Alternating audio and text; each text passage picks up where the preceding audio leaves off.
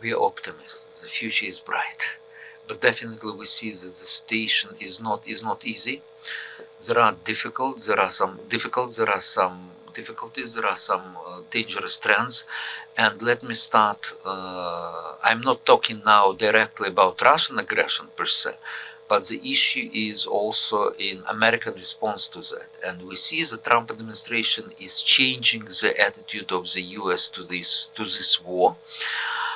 My explanations are the following. So first of all, for Trump, the main enemy is China. So he would like, to split Russia from China and to transform Russia in kind of a partner of the United States.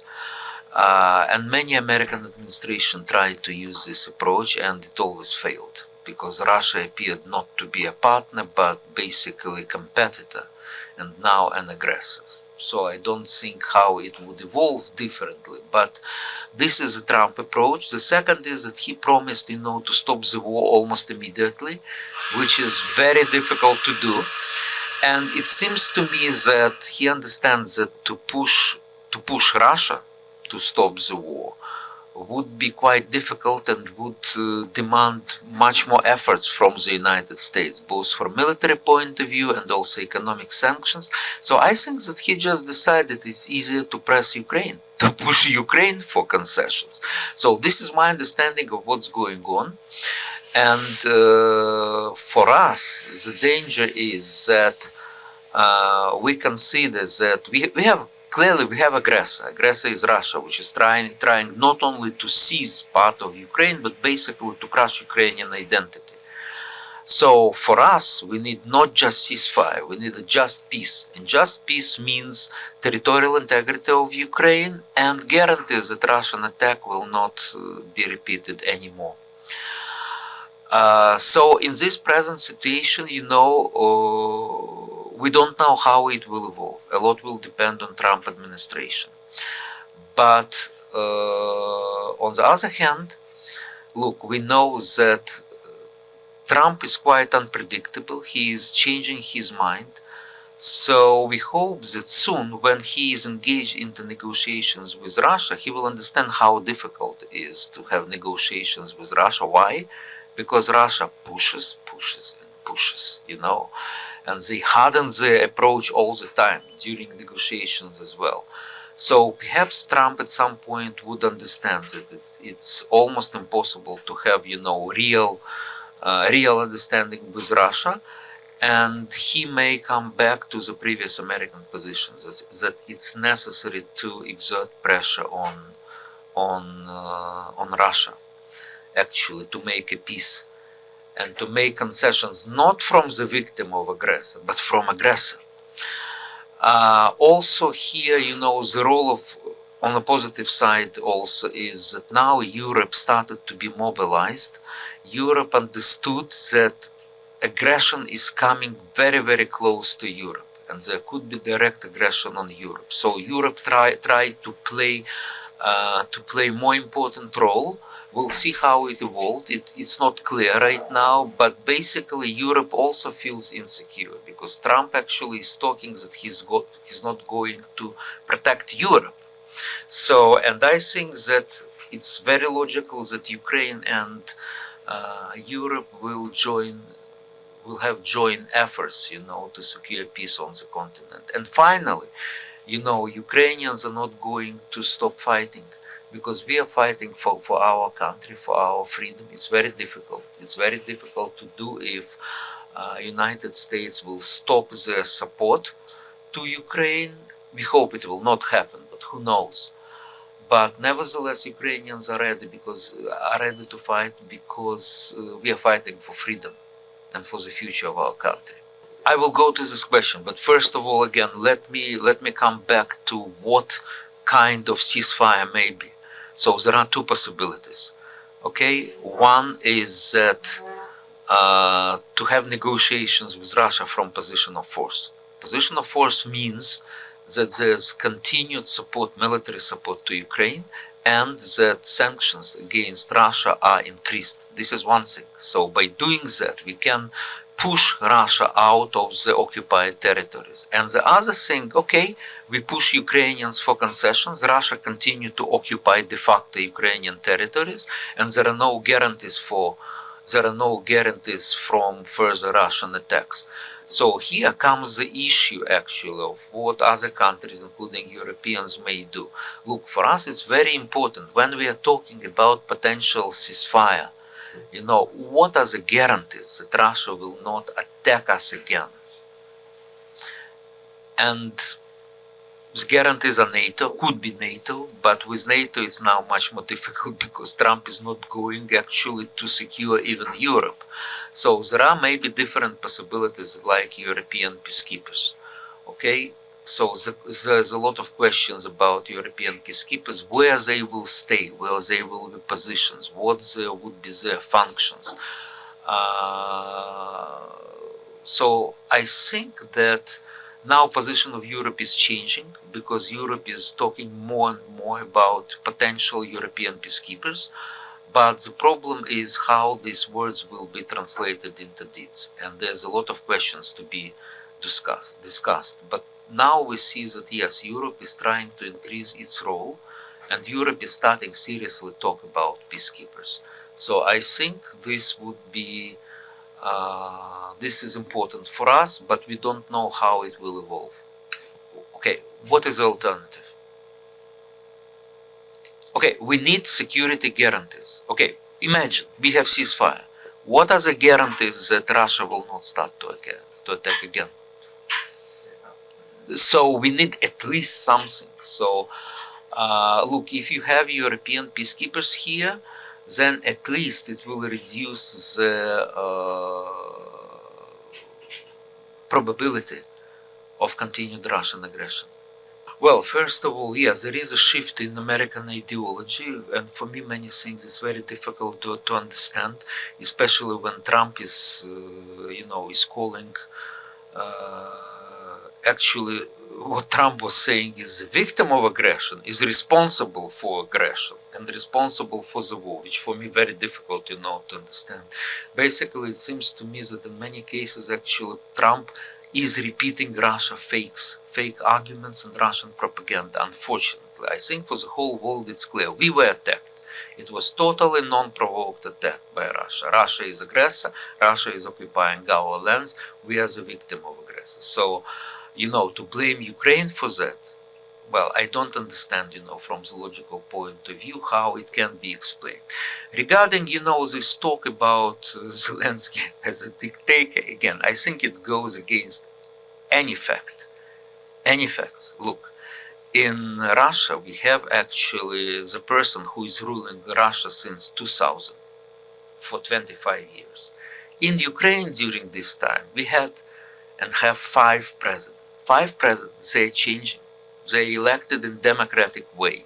If we are talking about, Ukraine and postponing of the elections, yes, it's done according to Ukrainian constitution because we have a war, we have a martial law, and during martial law we cannot conduct elections, and we cannot conduct elections also because the whole country is under bombardments. You have air attacks every night. You watched it, during this night. We have air alarms all the days, in all the country. How can you conduct elections? So definitely we need, we need to postpone it when the time will come, when we would be able to conduct elections. So we doesn't need to be taught democracy. We are ready to have democratic elections. People would like to have elections, actually.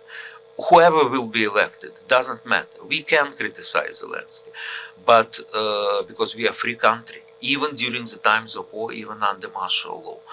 But simply we cannot do that. So when we will be able to have elections, when there is at least, guaranteed ceasefire, then in some time we would be able to remove martial law, to demobilize at least part of the army, and then we will be able to have elections. There's no problem about that. But not in a way that, okay, we announce elections, we have elections, and next day Putin is attacking us again. So where are the guarantees that he will not do that? Regarding the ratings, I don't know who is putting the figures on the table of Trump. Again, Zelensky is under strong criticism. It's not clear whether he would be able to win next elections or not. But look, the trust to him, the trust to President Zelensky, President and Commander-in-Chief Zelensky now is 55%. Distrust is 36%. So the balance of trust and distrust is 20%, plus 20%. I think this is a result which will be good. I think most leaders of most countries actually envy to Zelensky to have such balance of trust and distrust, even in peaceful times. And now it's a war, and he still have this positive balance, which is huge. By the way, Trump's balance of trust and distrust is much more. It's much lower. There's no common ground here, unfortunately. Because again, for Russia, the idea is to crush Ukraine, and they will use whatever methods are there. It's not even about territories. For us, the idea is to liberate the territory and guarantee our security for future. So imagine the worst situation. For example, United States are pushing us, to have kind of ceasefire at very bad conditions for our side.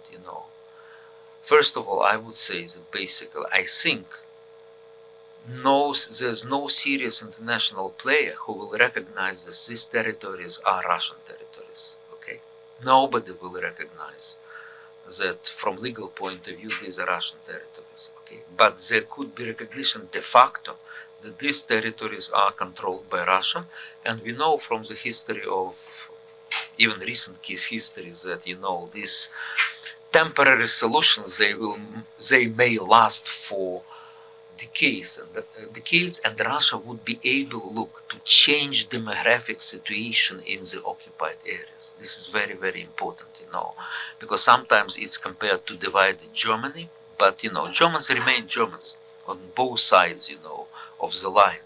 And in our situation, Russia is conducting de-Ukrainization of Ukrainian territories. Everything Ukrainian is repressed. Russians are coming from Russia to change the demographic situation on the ground. So actually, this would be really bad. Moreover, it will create bad precedent for other countries with nuclear status, which may say, okay, we can do whatever we want, like China, like Iran, like North Korea. And by the way, it will show that Trump is weak, so he is a loser. If he agrees to that, he is a loser. Okay, so I don't think Trump would like to look as a loser. So I think there's a lot of things to discuss here. But the main thing is that we cannot allow aggressor to occupy the territory and proclaim this is our territory. This is not the right approach. Okay, this would be bad precedent for the whole world. Well, actually, I have already responded to these questions when I said about possibilities to change this approach. There could be possibility of change the Trump position, like we saw it during his first term. Again, European support, Ukrainian readiness to continue to fight. So there are different factors, Definitely, it would be very difficult for us to continue to fight without American support. Definitely, it's bad. Look, if we have the victim of aggression and you deny support to the victim of aggression to rebuff Russia, that would be bad, definitely. But look, Putin's initial plan was to seize Kiev in a week, in 3-4 days. He failed, right? We continue to fight. Now it will be the 4th year, so we continue to fight. Russia do not control any regional Ukrainian center outside of Donbass. No, they didn't manage to seize even Kharkiv or Sumy, which are 20 kilometers from Russian border. So we are able to resist. Yeah, it would be difficult, it would be bloody, but we are not banana republic when you can, say just do this or do that. It depends on people. If people are ready to fight, then the fight will continue, and we can rebuff the aggressor. Now, I think, look, we have corruption. Corruption exists everywhere. Okay, definitely what we did compared with, for example, the situation before 2014, when we have, authoritarian rule here, the corruption decreased, and we need to recognize that. But it still remains. But the question is, when we are talking about corruptions, we are discussing it. We are discussing it openly, and we are trying to fight with corruption. Civil society is trying to fight with corruption. We do not hide the facts. But I think that for some people in the West, for example, first of all, it's in Russia, because Russia would like to present Ukraine as a failed state. And these arguments, sometimes they are reaching the Western audience, and the Western audience saying, "Wow, why should we help Ukraine? If they cannot spend the resources." Just recently, there was a crazy statement by, I don't remember who said that in the United States, but the saying was that, look, there is corruption, so 50% of the tanks supplied to Ukraine are coming to Mexican cartels, to the border between Mexico and the United States. How can you imagine it? Guys, this is simply crazy, okay? Yes, when we are talking about corruption connected with ammunition supplied from the West, this is simply not true, because